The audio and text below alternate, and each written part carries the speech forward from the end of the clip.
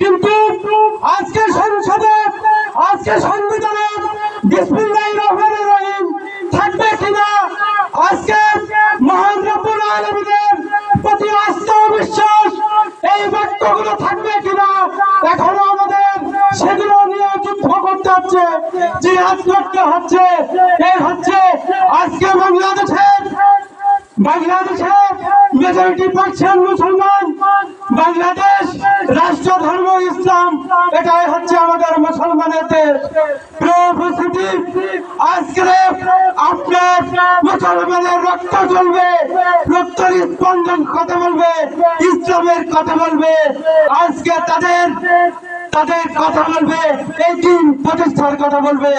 আজকের এই সমাজে আজকে ইসলামের দিন প্রতিষ্ঠানে আজকের সমাজ চলছে অন্যায়, অত্যাচার, জুলুম, নির্যাতনের মধ্য দিয়ে।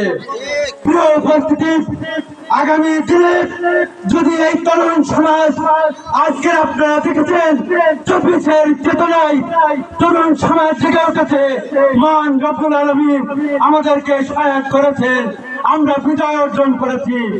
তেমনি ভাবে আগামী দিনে যদি তরুণ সমাজ জেগে ওঠে, তাদের রক্তের স্পন্দন ইসলামের কথা বলে, তাহলে এই সমাজে আমরা ইসলাম কায়েম করতে পারবো।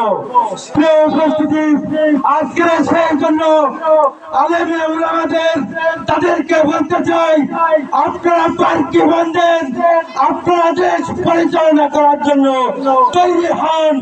আজকে তরুণ সমাজ আপনারা মুষ্টিবদ্ধ হন, এই সমাজকে নেতৃত্ব দেওয়ার জন্য, এই সমাজকে আপনারা ইসলামী আন্দোলন শক্তিশালী করার জন্য। আপনাদের আন্দোলনের মধ্য দিয়ে আগামীর বাংলাদেশ, আগামীর সংসদ হবে ইসলামী সংসদ, আগামীর ইসলামী সংসদের ইসলামী পতাকা এই সমাজে উঠবে আপনার আমার মাধ্যমে, ইনশাল্লাহ।